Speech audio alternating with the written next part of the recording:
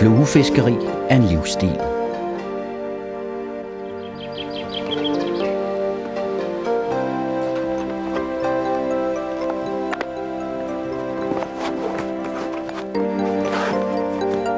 For mange fluefiskere er det mindst lige så vigtigt at fiske med en flue, man selv har bundet, som at fange fisken.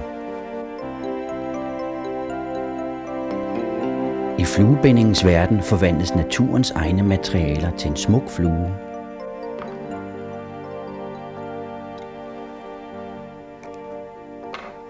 Stunderne ved fluestikket, det er her tråd og fjer forvandles til et mesterværk.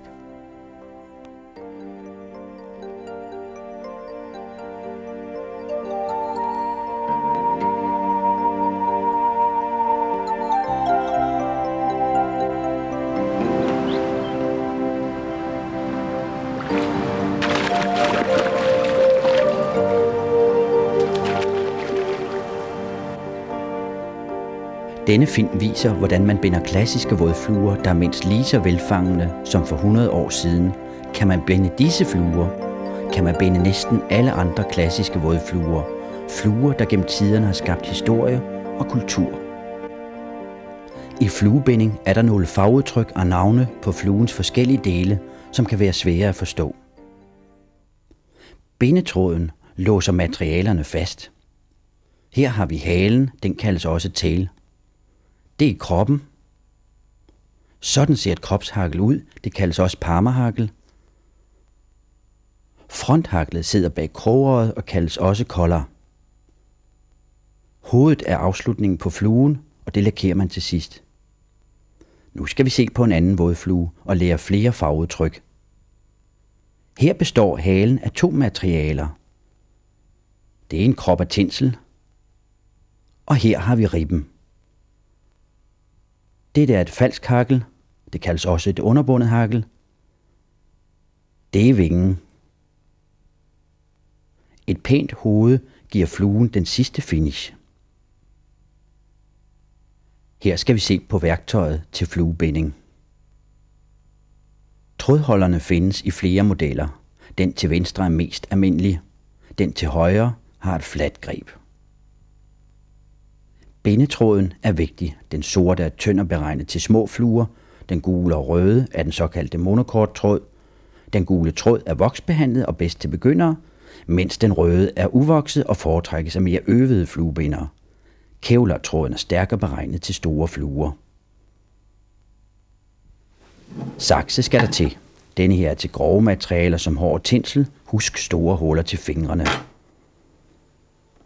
Denne saks er til tråd, fjer og trimning af fluen. Et par ekstra kroner på en skarp saks er godt givet ud. Fjedersaksen er den rigtige til fluebindere med store fingre. Hakkelklemmerne bruges til at tørne hakkelfjeren om fluen. Fjeren låses i klemmen. Hvis kæberne monteres med ventilgummi, undgår man fjeren rives i stykker. Der er flere modeller af hakkelklemmer, men de er næsten ens. Denne klemme er ubrugelig, der er knap plads til en lille finger. Whip-finisheren er specialværktøj. Den bruges til den sidste og afsluttende knude. Modellerne er næsten ens. Dubbingnålen bruges til lakering af fluens hoved, men også til trimning af fluens krop. Nålen er et simpelt stykke værktøj, man selv kan lave af en korkprop og en stoppenål. Her skal vi se på forskellige fluestikker, hvordan fluestikket virker. Denne model er den mest almindelige. Fluekrogen spændes fast ved hjælp af håndtaget. Har en billig udgave. Krogen spændes fast med en skrue på siden af stikket. Dette stik er lidt dyrere. Det er let at betjene ved hjælp af den store spændeskrue. Der findes også mere solide og dyre fluestik med bedre kroghold. Form og funktion er vidt forskellige på disse stik. Se her. Her kan man dreje fluen hele vejen rundt. Stikket er en såkaldt boremodel. Her behøves ingen bordkant. Det er vigtigt, at fluestikkets kæber er hærdet rigtigt. De må hverken være for bløde eller hårde. Flittig brug afslører hurtigt skavanker og svagheder. Har et eksempel på et stik med for bløde kæber. Har et godt stik. Metallet er hærdet korrekt. Den klassiske vådflue bindes på en krog med nedadvendt krogøje. Det her er en typisk vådfluekrog. Red-tailed palmer er en af de kendteste vådfluer og let at binde, da mønstret kræver få materialer. Det røde uldgarn bruges til halen, der er fluens særkende. Fjerstråler fra påfugl, såkaldt herl, bruges til krop. Hanenakken, derfra kommer hagelfjeren, og dem skal der 2 af til en red-tailed palmer. Og så har vi bindetråden. Den skal være sort.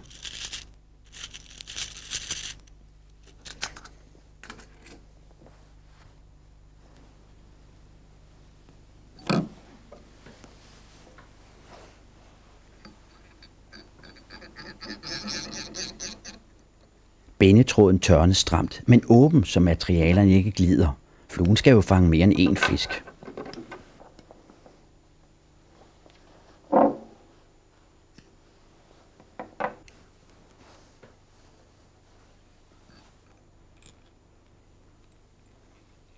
Den røde uldtråd til halen bindes ind ved krogøjet, så bliver kroppen kraftigere.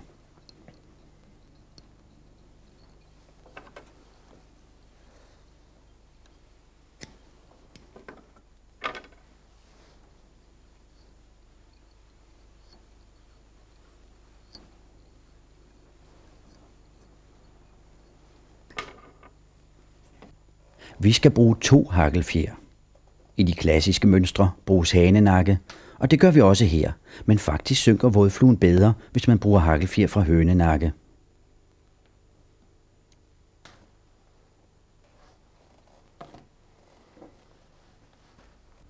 Træk hagelfibrene tilbage, så fjeren åbnes. Så undgår man, at hagelfibrene bindes med, og husk, hagelfjeren bindes på, så spidsen vender fremad.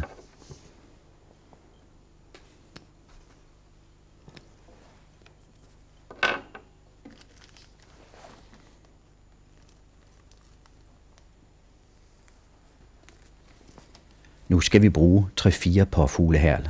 Spidserne knækker let, så dem skal man klippe af. Så bindes de ind.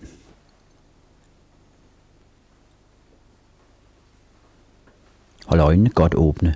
Lav et tørn fremad med bindetråden, og tørn så herlen sådan. Nu ligger bindetråd og herl parallelt. Ved at sno herl og bindetråd om hinanden, får man en mere solid krop.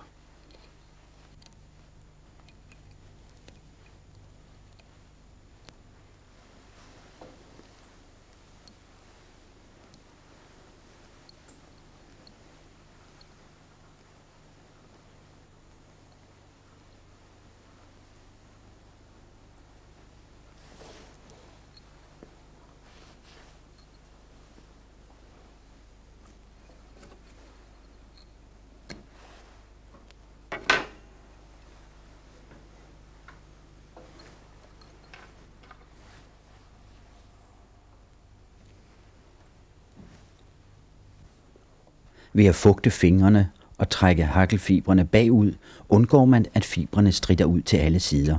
Og da vi bandt hagelfjeren ind med spidsen fremad, er det nu meget lettere at få fibrene til at makke ret og pege pænt bagud. Sådan laver man et kropshagel, eller parmahagel, som det også kaldes. Nu mangler vi fronthaglet.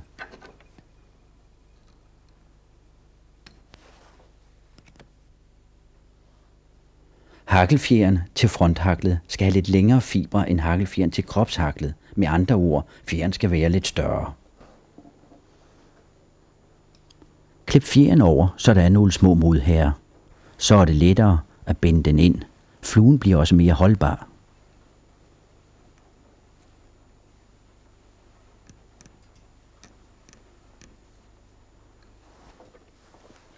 Følg samme procedure, som da vi lavede kropshaglet. Husk at fugte fingrene. Hagelfjeren tørnes tæt.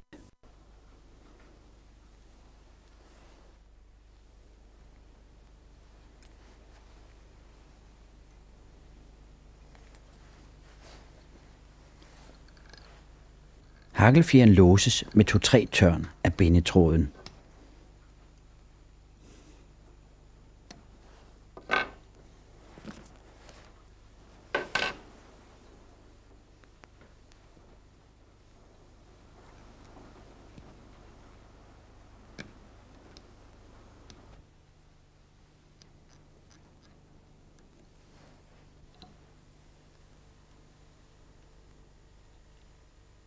Fluen sluttes af med simple halsstik. 3 eller 4 er nok.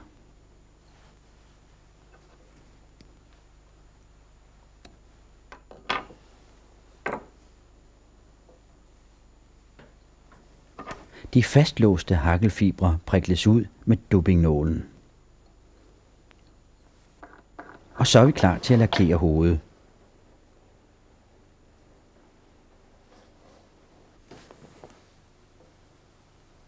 Brug tynd, klar lak, der trænger godt ind i benetråden. Så er Red Tag Parma parat til at dyppes.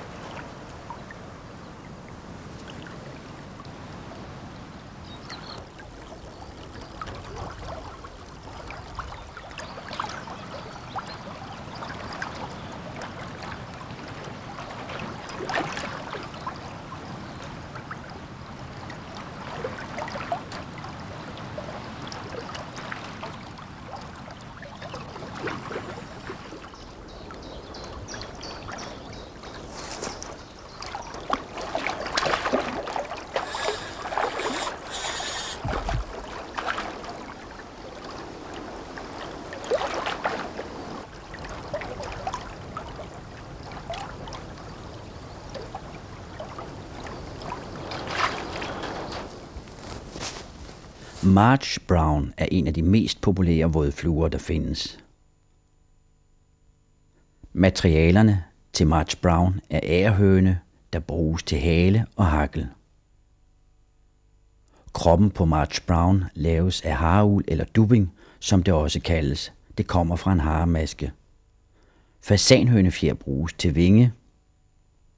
Oval guldtinsel benyttes til rib. God gammeldags bivoks er også nødvendig til March Brown. Og naturligvis sort benetråd. Vådfluerne i denne film bindes alle på krogstørrelse 6, men man kan selvfølgelig bruge alle andre størrelser.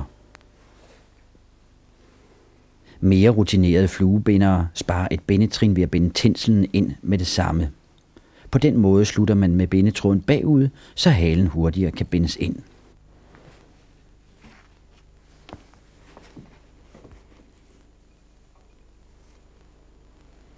Vi skal bruge 2 fjer, en til hale og en til hakkel. De skal begge være fra den mørke del af agerhønen.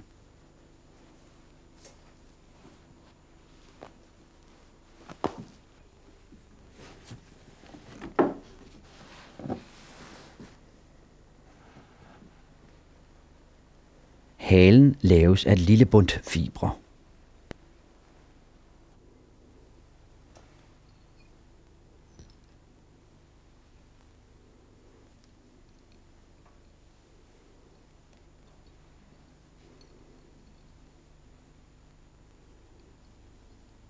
Inden vi laver hareulskroppen, skal bindetråden voksbehandles.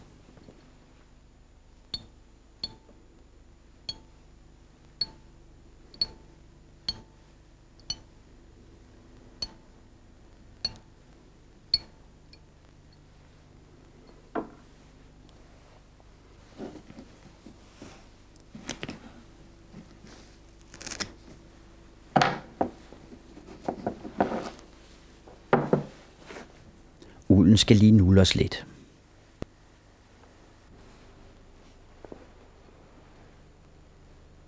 Dubbingen tvindes om tråden i urets retning, så får man en luftig og ulden krop.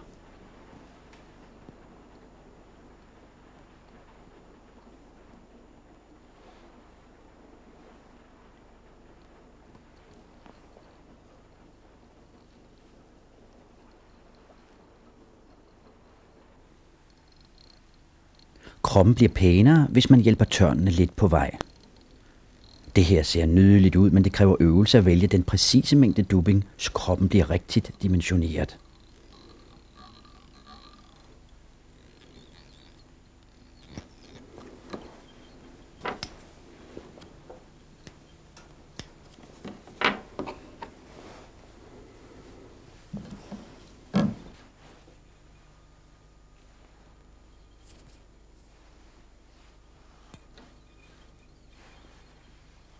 Tørner man tinselen samme vej som dubbingen, trænger den ned i kroppen. Tørner man derimod modsat, bliver ribben tydeligere. Ribben forstærker fluen og beskytter den mod fisketænder.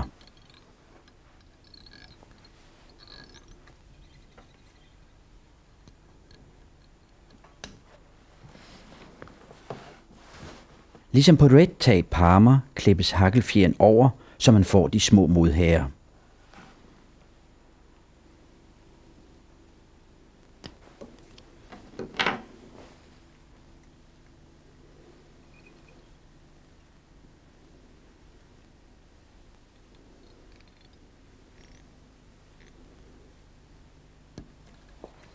Agerhønefjer er lidt skrøbelige. Vær derfor forsigtig med hakkelklemmen, når fjeren tørnes.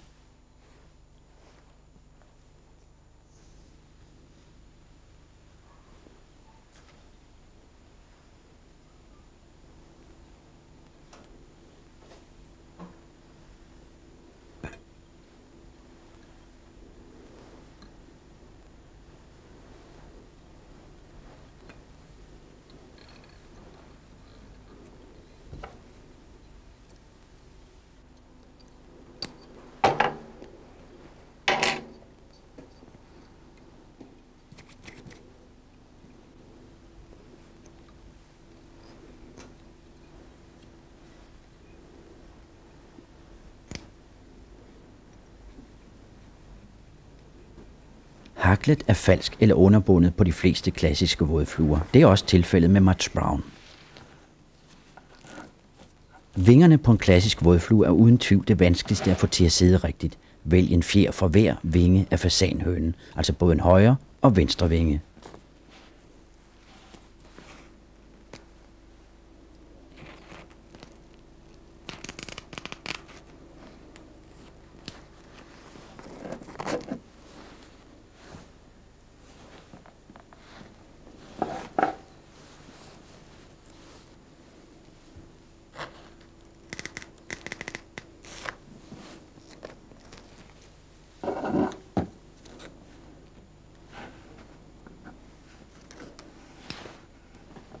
Når de to sektioner er klippet ud, skal de lægges sammen til én vinge.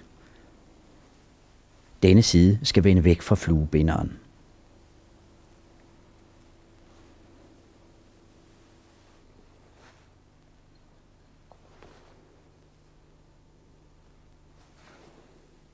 Det er alle disse fjerstråler, der nærmest ligger som lameller, man skal passe på ikke skrider.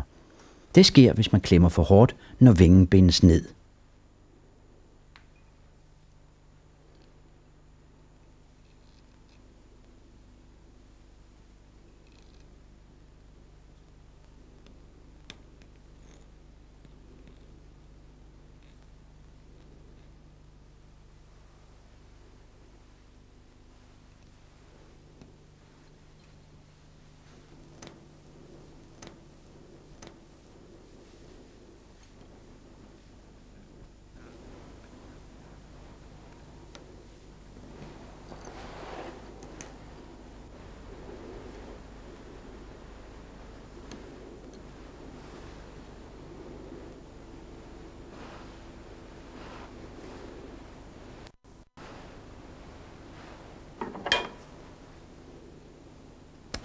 Mudge Brown er en universalflue til alle vande.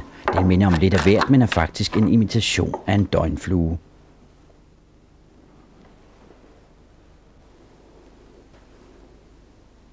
Mudge Brown er en storfanger til bækørred.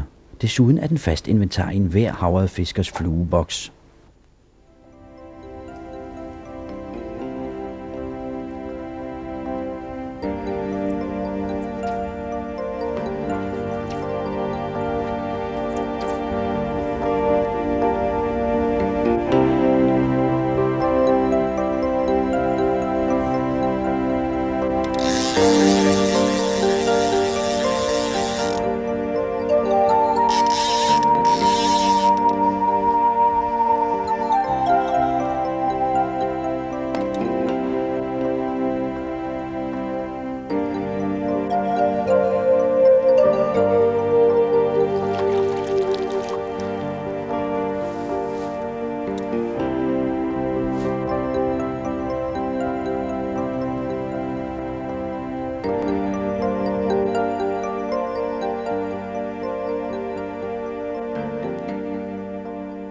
Royal Coachman er en af de smukkeste vådfluer, der findes.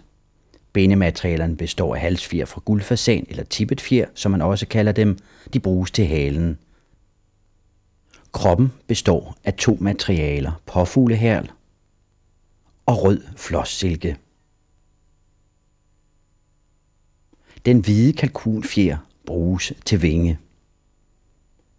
Desuden bruges en enkelt hakkelfjer fra hanenakke.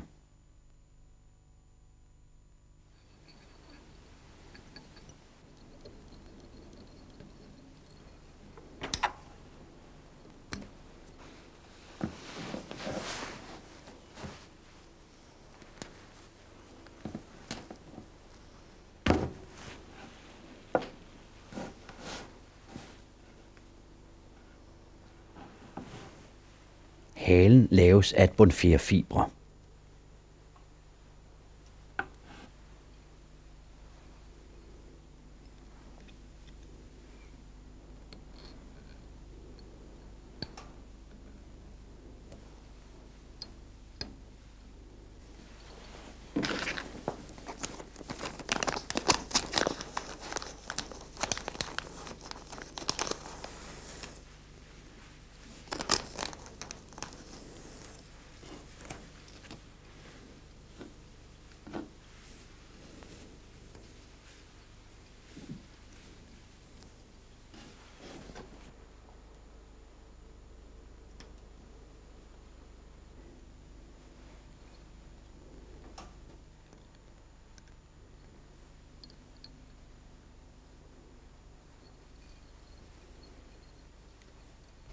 Den bagerste og forreste del af kroppen består af påfuglehærl.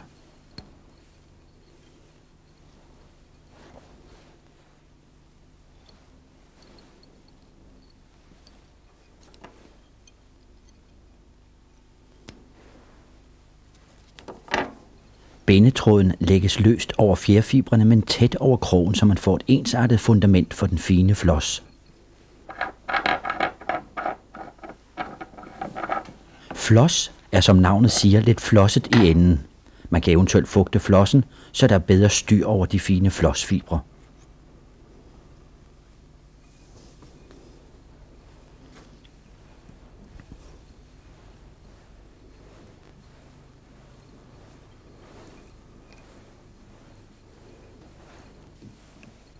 Floskroppe kan virke tynde, og man lægger derfor altid 2 lag. Det giver også en pænere og jævnere krop.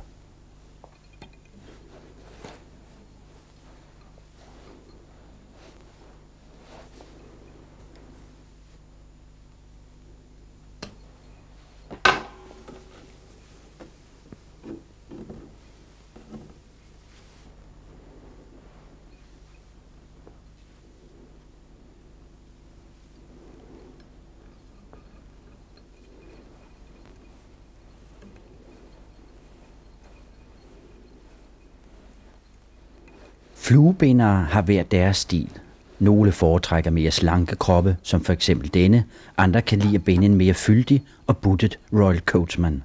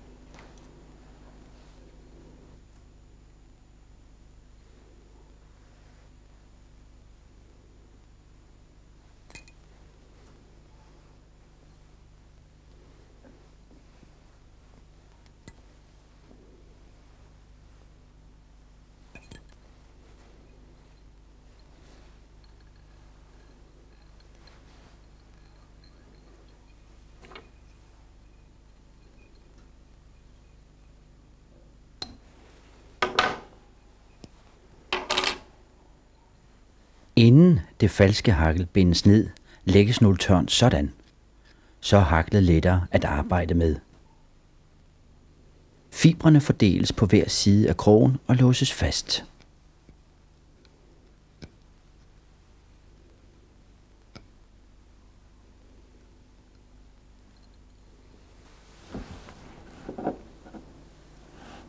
Fjerstrålerne er ens på begge sider af fjerstammen.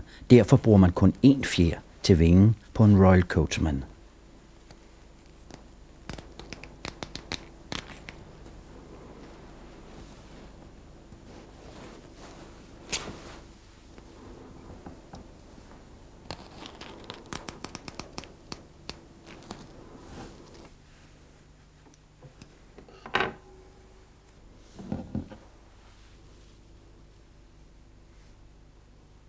Læg fjersektionerne sådan bagside mod bagside.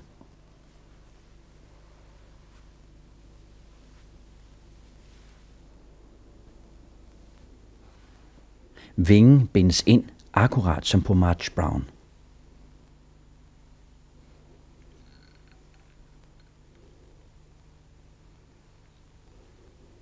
Fluebindere har forskellig stil, og fortolkningen af de gamle mønstre er forskellig.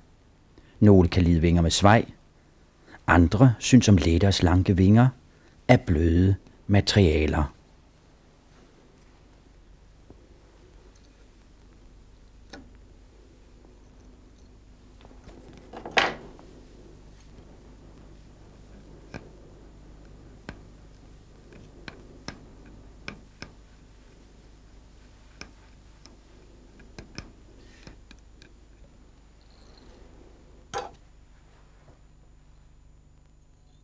Brugen af whipfinisher kræver en del øvelse. Og øvelse gør som bekendt mester. Man skal nok lære det.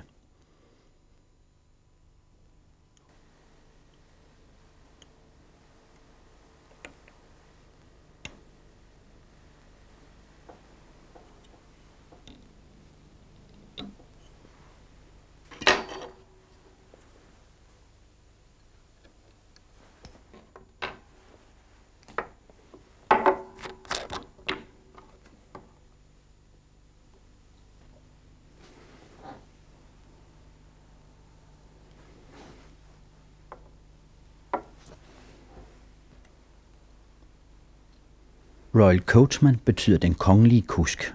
Man ved faktisk ikke, hvor gammel mønstret er, men det er en smuk flue og god til åer og ørredsøer.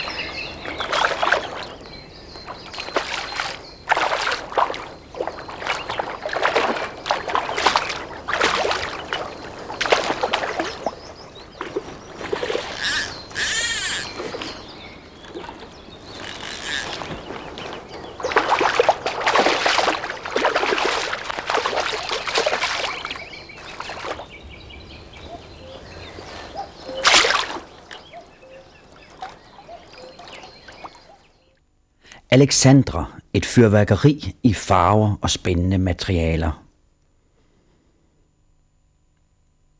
Vinge og hale består af sværfjer fra påfugl og indfarvede røde kalkunfjer.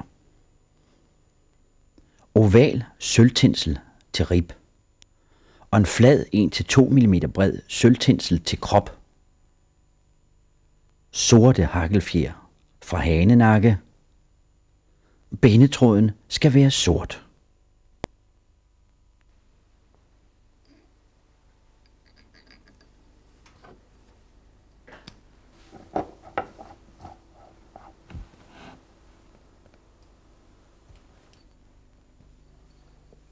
Rutinerede fluebindere foretrækker at binde tinselen ind under krogskaftet. Det bliver fluen pænere af.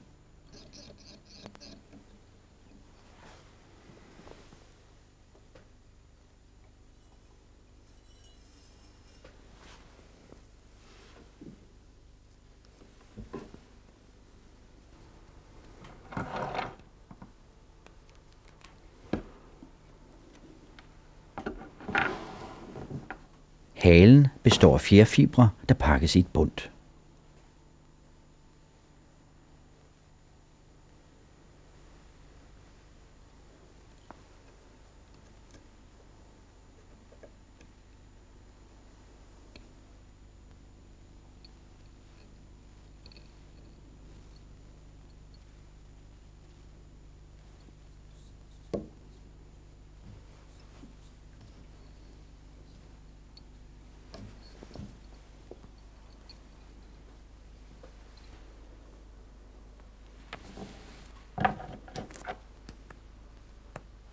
Den røde del af halen laves faktisk på samme måde som vingerne på Royal Coachman, altså af 2 fjersektioner, der lægges bagside mod bagside.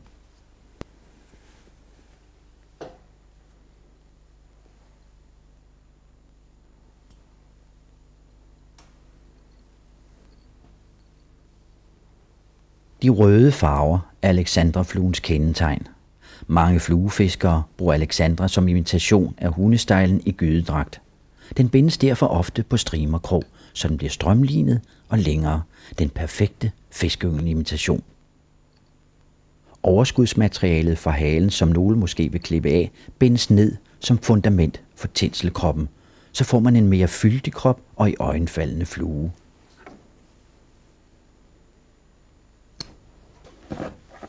Brug moderne mylar-tinsel. I modsætning til den gamle metaltinsel ruster den ikke så let.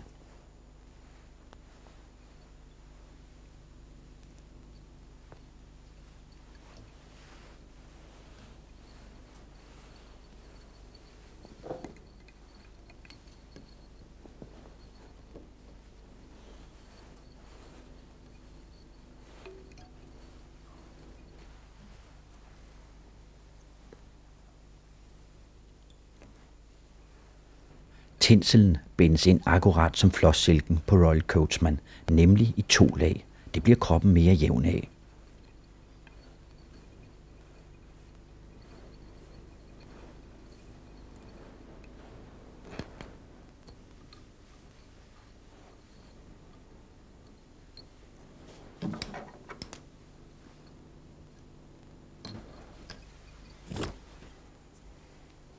Nu skal vi til at tørne ribben. Frem med hakkelklemmen.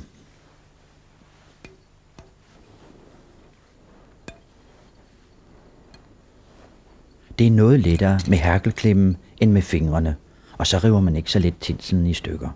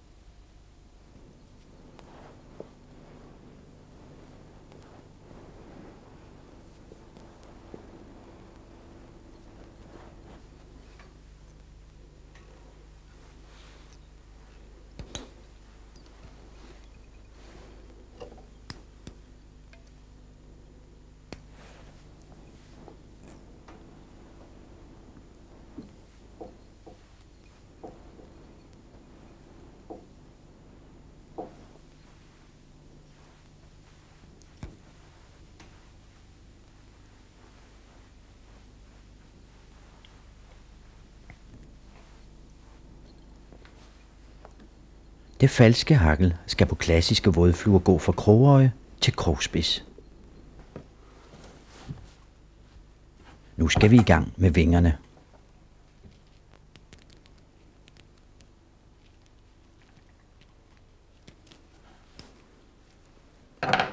Det vanskeligste ved Alexandra er at få disse fibre fra sværdfjer til at ligge pænt. De er let ved at stritte. Vær derfor omhyggelig med at pakke disse vingefibre. Vingen bindes ind med samme teknik, som blev brugt til March Brown og Royal Coachman.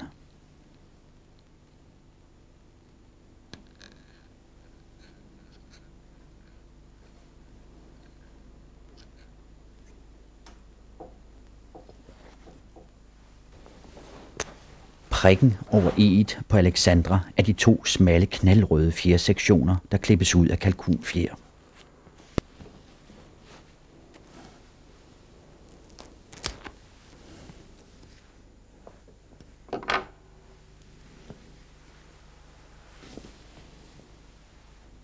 De 2 sektioner bindes ind hver for sig i modsætning til vingerne på March Brown og Royal Coachman. Lige netop denne måde at binde en sektion af en vinge ind på, kender man også fra mange klassiske laksefluer.